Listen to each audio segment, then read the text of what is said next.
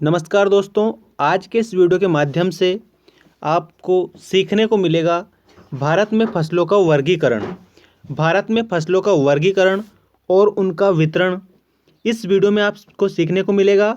कक्षा 10वीं सामाजिक विज्ञान का महत्वपूर्ण टॉपिक है। इसके अलावा एक बात मैं आपको बता दूं कि जो राजस्थान शिक्षक भर्ती परीक्षा और मध्य प्रदेश शिक्षक भर्ती परीक्षा, इसमें ईवीएस का यह महत्वपूर्ण टॉपिक है, क्योंकि उसमें भी जो फसलें हैं उसके बारे में शामिल किया गया है पाठ्यक्रम। इसलिए ये उन विद्यार्थियों के लिए भी मोस्ट इम्पोर्टेंट है। और कक्षा 10वीं की जो सामाजिक विज्ञान है मध्य प्रदेश की, उसमें से ये टॉपिक लिया गया है। तो आइए स्टार्ट करते हैं। भारत की मुख्य फसलें और उनका वितरण। अब इसका जो वितरण है, मतलब दो प्रकार से वर्गीकरण किया गया है भारत की फसलों का। एक तो मौसम के अनुसार और दूसरा है अध्ययन की दृष्टि से। मौसम के अनुसार जो फसलें हैं वो तीन प्रकार की बताइए: खरीफ की फसलें, रबी की फसलें और जायद फसलें। और अध्ययन की दृष्टि से दो प्रकार की बताई है: खाद्यान्न फसलें, नकद व व्यापारिक फसलें। अब हम मौसम के अनुसार जो खरीफ की फसलें, रबी की फसलें और जायद फसलें हैं, इनके बारे में देखते हैं कि सबसे पहले हम जो खरीफ की फसलें हैं, किसकी फसलें? खरीफ की फसलें, उसके बारे में जानेंगे। और उसके बाद में रबी, जायद और खाद्यान्न फसलें सीखेंगे। आइए, खरीफ की फसलें किसे कहते हैं, कब बोई जाती है ये, और इसमें कौन कौन सी फसलें आती है, सीखते हैं। वे फसलें जो वर्षा ऋतु के आरंभ में, मतलब जून जुलाई में, कब बोई जाती है, याद रखना कि जून जुलाई में बोई जाती है, उसे हम कौन सी फसलें कहेंगे? खरीफ की फसलें कहेंगे। अब आप पूरी अच्छी तरह से इसको समझें, ठीक है। खरीफ की फसलें वे फसलें जो वर्षा ऋतु के आरंभ में, मतलब जून जुलाई में बोई जाती है एवं दशहरे के बाद शरद ऋतु के अंत, मतलब कि अक्टूबर नवंबर तक तैयार हो जाती है। मतलब जून जुलाई में तो बोई जाती है खरीफ की फसलें और अक्टूबर नवंबर में तैयार हो जाती है। ये खरीफ की फसलें कहलाती है। कौन सी फसलें कहलाती है? तो आप याद रखना, खरीफ की फसलें कहलाती है। मानसून के आगमन पर बोई जाने वाली प्रमुख खरीफ फसलें इस प्रकार है, जिसमें आपको ध्यान रखना है: चावल, ज्वार, बाजरा, मक्का, सोयाबीन, गन्ना, कपास, पटसन, तिल्ली, मूंगफली आदि। ये क्या है? खरीफ की फसलें हैं जो मानसून के आगमन पर बोई जाती है, ठीक है। अब जो खरीफ की फसलें, इसमें मुख्य रूप से क्या पूछा जाता है कि खरीफ की फसलें कब बोई जाती है और कब तैयार हो जाती है। तो जून जुलाई में बोई जाती है और अक्टूबर नवंबर में ये तैयार हो जाती है, ये आपको याद रखना है। अब हम इसमें देखेंगे रबी की फसलें, ठीक है। जो रबी की फसलें हैं वो किस ऋतु में बोई जाती है और किस में तैयार हो जाती है। तो जो फसलें शरद ऋतु के आगमन पर दशहरे के पश्चात अक्टूबर नवंबर में बोई जाती है और ग्रीष्म ऋतु के आरंभ, मतलब कि मार्च अप्रैल में तैयार हो जाती है, वो रबी की फसलें कहलाती है। गेहूं, चना, जौ, सरसों, तंबाकू आदि रबी की फसलें हैं।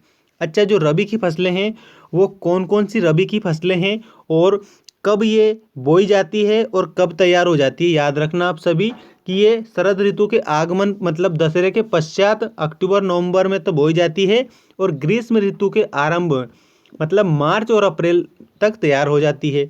इसमें कौन सी फसलें आती है रबी की फसलें में? तो आप ध्यान रखना, गेहूं, चना, जौ, सरसों, तंबाकू आदि ये रबी की फसलें हैं। अब हम देखते हैं जायद फसलें, ठीक है। जो जायद फसलें हैं ये कौन कौन सी फसलें हैं, आप अच्छी तरह से समझें, क्योंकि मुख्य रूप से जो जायद फसलें वो भी पूछी जाती है, रबी खरीफ की फसलें भी पूछी जाती है।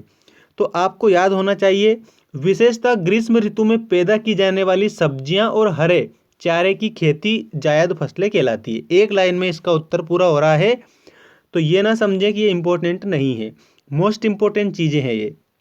विशेषतः ग्रीष्म ऋतु में पैदा की जाती है और इसमें सब्जियां और हरे चारे की जो जायद फसलें आती है, मतलब इसमें सब्जियां और जो हरी सब्जियां हैं वो आती है, जो ग्रीष्म ऋतु में पैदा की जाती है, वो जायद फसलों के श्रेणी में आती है। अब हम खाद्यान्न फसलों के बारे में सीखेंगे कि जो खाद्यान्न फसलें हैं वो कौन कौन सी है और ये कब बोई जाती है, ठीक है। और आप ध्यान रखें, खाद्यान्न फसलों से हमारा आशय उन फसलों से है जो भोजन के लिए मुख्य पदार्थ का कार्य करती है। मतलब कि जो हम भोजन को उपयोग करते हैं, जो हम भोजन खाते हैं, उसमें मुख्य रूप से किन फसलों का उपयोग हम करते हैं, वो जो फसलें हैं वो खाद्यान्न फसलें कहलाएगी, क्योंकि नाम से ही खाद्यान्न, जिन फसलों को हम भोजन के रूप में उपयोग करते हैं उन्हें खाद्यान्न फसलें कहते हैं। खाद्यान्न फसलों से हमारा आशय उन फसलों से जो भोजन के लिए मुख्य पदार्थ का कार्य करती है। खाद्यान्न फसलों में अनाज व दालें सम्मिलित हैं। क्या सम्मिलित हैं? तो आप ध्यान रखना, अनाज व दालें सम्मिलित हैं, जैसे चावल, गेहूँ, ज्वार, मक्का, बाजरा, चना, अरहर और तुअर आदि। ठीक है, अरहर तुअर एक ही बात है, और ये अन्य दालें भी इसमें शामिल होती है खाद्यान्न फसलों में। अब हम बात करते हैं नकद व व्यापारिक फसलें। अब अगर हम जो फसल बोते हैं उसको अगर हम बेचते हैं या फिर किसी भी प्रकार का हम लाभ कमाते हैं, तो उन फसलों को हम किस में शामिल करेंगे? नकद या व्यापारिक फसलें। ठीक है, तो नकद व व्यापारिक फसलों से आशय उन फसलों से जो प्रत्यक्ष रूप से भोजन के लिए उत्पन्न नहीं की जाती, किंतु उन्हें बेचकर नकद राशि मतलब पैसे प्राप्त किए जा सकते हैं। इनमें कपास, जूट, चाय, कॉफी, तिलहन, सोयाबीन, गन्ना, तंबाकू, रबर आदि आता है। उन्हें नकद व व्यापारिक फसलें कहते हैं। ठीक है, अब आपको इसमें क्या समझने को मिला, क्या सीखने को मिला? इसमें ध्यान रखना कि भारत की जो मुख्य फसलें हैं उनका वर्गीकरण दो प्रकार से किया गया है, एक तो मौसम के अनुसार और एक अध्ययन की दृष्टि से। मौसम के अनुसार खरीफ की फसलें, रबी की फसलें, जायद फसलें होती है, और अध्ययन की दृष्टि से खाद्यान्न फसलें होती है, नगद फसलें व व्यापारिक फसलें होती है। अब जो खरीफ की फसलें हैं, वो जून जुलाई में बोई जाती है और अक्टूबर नवंबर तक ये तैयार हो जाती है। और चावल, ज्वार, बाजरा, मक्का, सोयाबीन, गन्ना, कपास, पटसन, तिल्ली, मूंगफली आदि किसकी फसलें? खरीफ की फसलें हैं। और जो रबी की फसलें हैं ये अक्टूबर नवंबर में बोई जाती है और मार्च अप्रैल में तैयार हो जाती है। गेहूं, चना, जौ, सरसों, तंबाकू ये रबी की फसलें हैं। और जो जायद फसलें हैं वो उसमें मुख्य रूप से सब्जियां और हरी जो चारे की खेती है वो जायद फसलों में आती है। और जो खाद्यान्न फसलें हैं जिनको हम खाने के रूप में उपयोग करते हैं, जैसे चावल, गेहूं, ज्वार, मक्का, बाजरा, चना और अन्य प्रकार की जो दालें हैं, वो खाद्यान्न फसलों के रूप में आती है। और नकद व व्यापारिक फसलें ऐसी फसलें होती है जिनका हम प्रत्यक्ष रूप से भोजन के लिए उपयोग नहीं करते, लेकिन उन्हें बेचकर नगद राशि प्राप्त की जाती है, इसलिए इन्हें नकद या व्यापारिक फसलें कहते हैं, जिनमें कपास, जूट, चाय, कॉफी, तिलहन, सोयाबीन, गन्ना, तंबाकू, रबर आदि आता है। ठीक है, तो ये जो आज का टॉपिक है ये उन विद्यार्थियों के लिए महत्वपूर्ण था जो कक्षा 10वीं के हैं और उसके बाद में विभिन्न शिक्षक भर्ती परीक्षाओं की तैयारी कर रहे हैं, जिसमें ईवीएस में जो फसलें पूछी जाती है पर्यावरण अध्ययन में। ठीक है, तो ये उनके लिए वीडियो था। Thanks for watching.